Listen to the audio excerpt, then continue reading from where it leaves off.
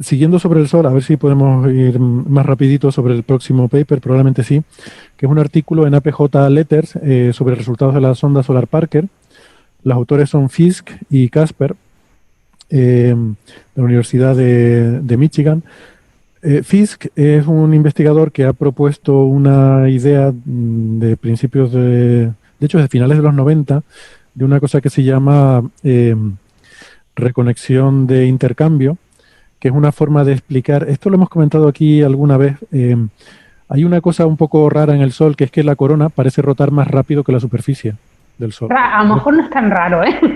sino que no es fácil de entender. Si miramos los bucles estos que se ven en la corona, parecen rotar más rápido que la propia superficie, ¿no? Y esto es algo que ya se ha visto hace tiempo. Una de las posibles explicaciones, lo que pasa es que era una cosa que siempre había parecido como un poco exótico y un poco forzado, es esta idea de Fisk que se llama reconexión de intercambio, en la cual es algo así como que el campo magnético en la corona va dando saltitos. Bueno, luego lo explicaremos mejor, ahora no viene mucho al caso. El otro autor es Casper, que es el investigador principal de uno de los instrumentos de la sonda Solar Parker, que es el instrumento que mide viento solar, básicamente. Y han escrito este artículo en el que hablan de una circulación global del campo magnético abierto del Sol. Entonces, pues nada, lo podemos comentar rápidamente. No sé si alguien ha tenido ocasión de leerlo, tiene opinión, a favor o en contra.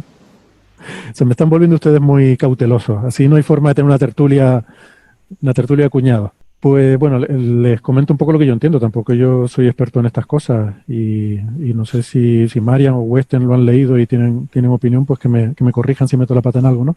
Pero el asunto es el siguiente.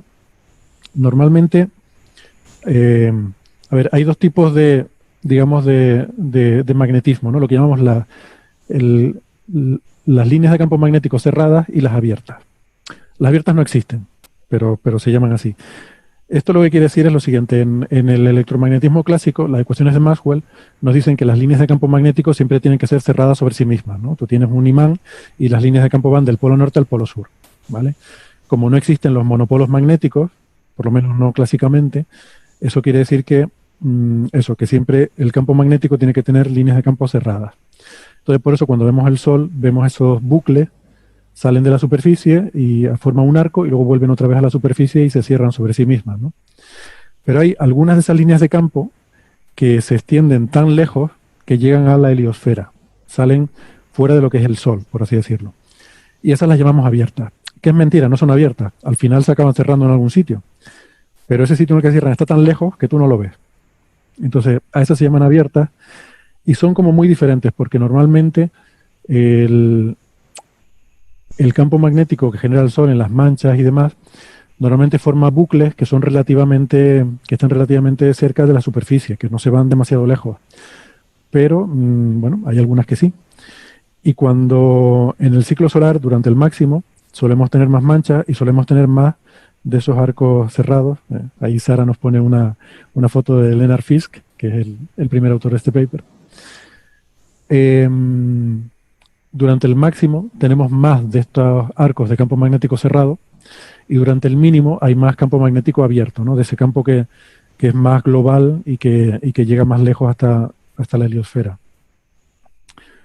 Entonces, la cuestión es que según estos autores, de hecho según la idea de Fisk, ese campo magnético abierto, esas líneas que las vemos salir de la superficie y se abren y no vemos hasta dónde llegan, pueden interactuar con los bucles cerrados que hay en la superficie y de vez en cuando se reconectan, que es una de las cosas más interesantes que pasan en la magnetohidrodinámica, es el proceso de reconexión. La reconexión magnética ocurre cuando tú tienes una configuración magnética que es parecida a otra posible configuración magnética que tiene un estado energético mucho menor.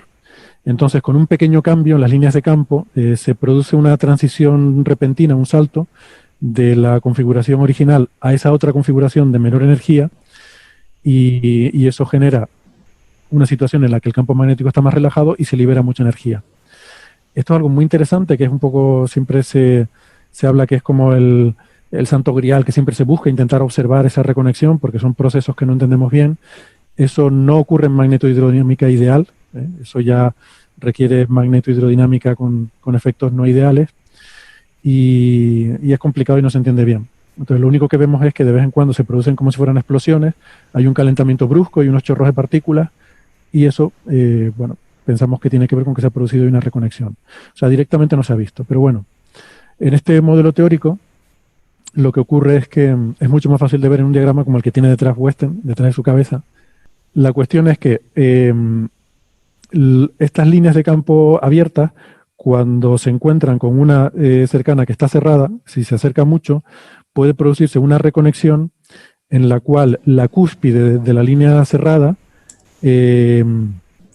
pasa a formar parte de la línea de campo abierto y el resto de la pata se reconecta con la otra. Insisto, esto es muy complicado de explicar digamos, en formato podcast, pero viendo el diagrama se entiende muy sencillito.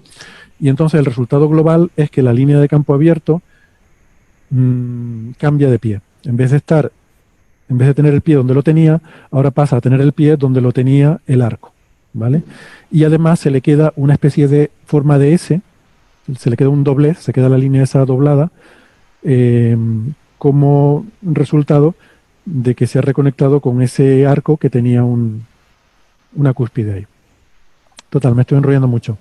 Pero esto tiene dos consecuencias. Una es que esas líneas de campo abiertas se le forman dobleces, se le forman cosas en forma de S, y además se mueve hacia adelante como si fuera dando saltitos entre estos arcos que hay en la corona.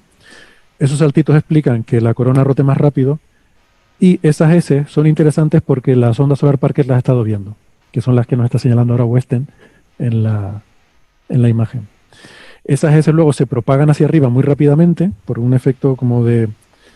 estas líneas son como si fueran elásticas, entonces cuando les queda un doblez tienden a enderezarse, y lo que hace es que proyecta la S hacia arriba, como cuando un látigo, por eso lo llamamos latigazo, eso se le ocurrió a Valentín Martínez Pillet, se le ocurrió la idea de llamarlo latigazo, que creo que es una traducción muy buena de los switchbacks, que es como lo llaman en inglés. Cuando tú das un latigazo, ¿no? Das un golpe así con el látigo, se forma un arco en el látigo, y ese arco se mueve muy rápidamente hacia afuera a lo largo del látigo, ¿no?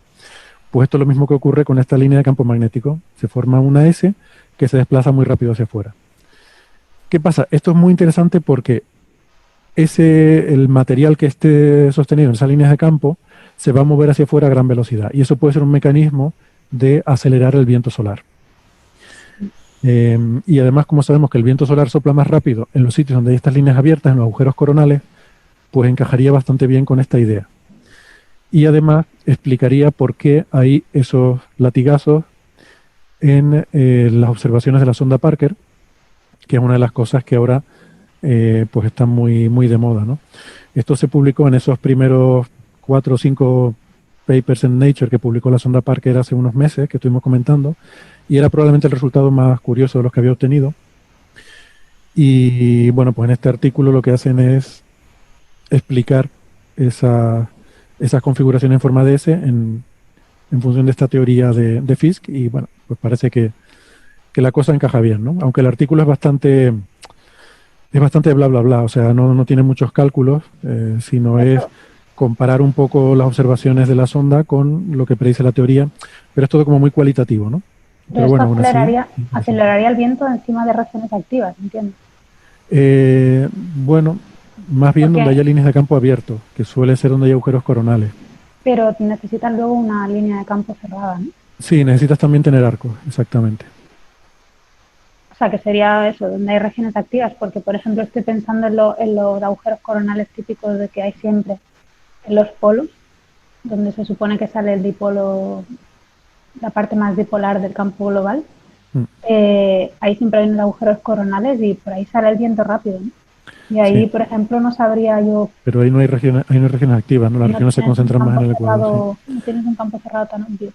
Lo que pasa es que en las regiones activas tienes esos arcos con campo muy fuerte, pero también tienes regiones de campo cerrado fuera de regiones activas. Y de hecho parece ser que alrededor de los agujeros coronales, esto yo no lo he visto personalmente, pero me han dicho, suelen encontrarse bastantes de estas líneas de campo cerradas, de estos arcos. Pero son campos más débiles que los de regiones activas. O sea, tienes como flash o cosas así, no tienes manchas. Fácula, mejor dicho. Y ahí hay esos campos cerrados. Entonces yo entiendo que se refieren sobre todo a eso, porque además lo que hablan es que esto, bueno, de hecho de lo que va el artículo, esto te produce un mecanismo para que puedan migrar en latitud esas líneas de campo abiertas, de agujeros coronales polares, puedan moverse a latitudes más bajas. De esto, por cierto, les recomiendo la entrevista que hicimos con Valentín cuando nos estuvo explicando, porque estuvo hablando justo de esto mismo, de estos latigazos y de estas líneas de campo abiertas en los agujeros coronales. Pues esto fue en el episodio, a ver si lo tengo por aquí, en el 246. A partir del minuto 41 tenemos una entrevista con Valentín donde habla bastante de estas cosas porque él acababa de, bueno, estaba de hecho todavía en San Francisco para la reunión del... ¿Qué pasa, Marian? No, que me reía del fondo de Carlos, perdón. Ah, Sí. vale, perdón. Pensaba que decías algo. Para el chat, para el chat. Estaba en el congreso de la Unión Geofísica Estadounidense y ahí se habían presentado los resultados de la sonda, ¿no? Y estaban hablando de este tipo de cosas.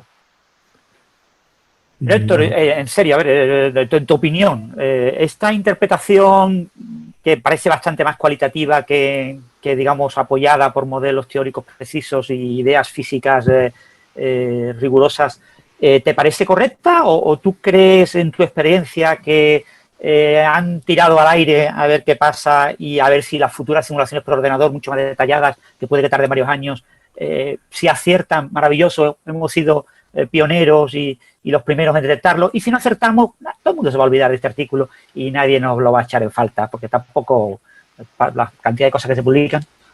Yo te voy a dar una opinión de cuñado, porque realmente no soy experto en estas cosas de la corona. Yo mi ámbito está más abajo, ¿no? Que esto. Y de estos procesos la verdad es que no tengo mucha idea. Yo lo veo posible. Lo que esto... Digamos que lo que han hecho es una idea que estaba ahí desde hace tiempo, decir, pues, esto que se está observando ahora con la sonda solar Parker puede cuadrar con esto.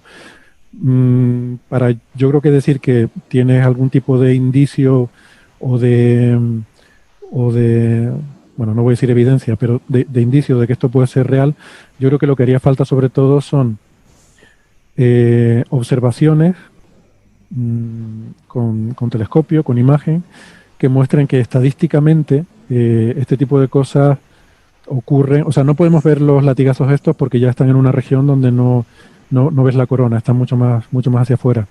Pero si, por ejemplo, cuando está pasando la sonda Parker por encima, tenemos observaciones simultáneas con telescopios, donde podamos ver si hay estas líneas de campo abierto coexistiendo con estos arcos, y se hacen simulaciones, que todavía no las hay, se hacen simulaciones de este proceso que nos indiquen un poco cómo sería la estadística y si el número de eventos que se ven son compatibles y permiten explicar esa superrotación de la corona y todo este tipo de cosas, pues estaría bien.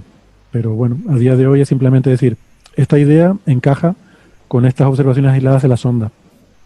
Pero por ejemplo, la sonda esta está más bien cerca de nosotros, ¿no?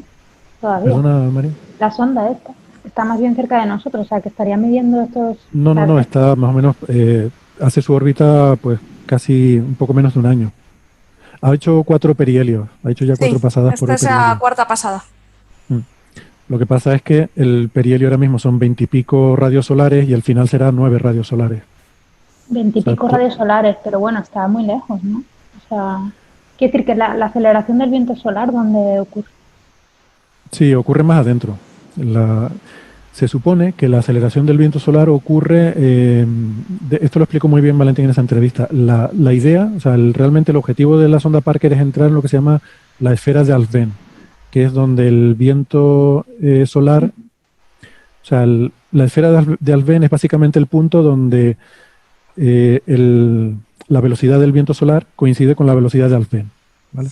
La velocidad de Alfvén es la velocidad a la que se propagaría una onda magnética, una onda de campo magnético. Y eso se supone que que todavía la sonda no ha llegado, pero que está cerca. O sea, que según vaya haciendo los sobrevuelos con Venus y vaya acortando más acercándose más en el perihelio, se supone que acabará entrando en esa esfera de Alfvén.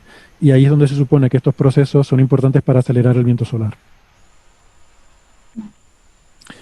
Entonces, Víctor, ¿y tenéis telescopios terrestres ahí en Canarias? Por ejemplo, el telescopio solar que tenéis en Canarias, ya disponibles para poder intentar hacer esa comparación entre las imágenes de la Solar Parker y desde Tierra, o va a haber que esperar, por ejemplo, al famoso futuro telescopio solar europeo?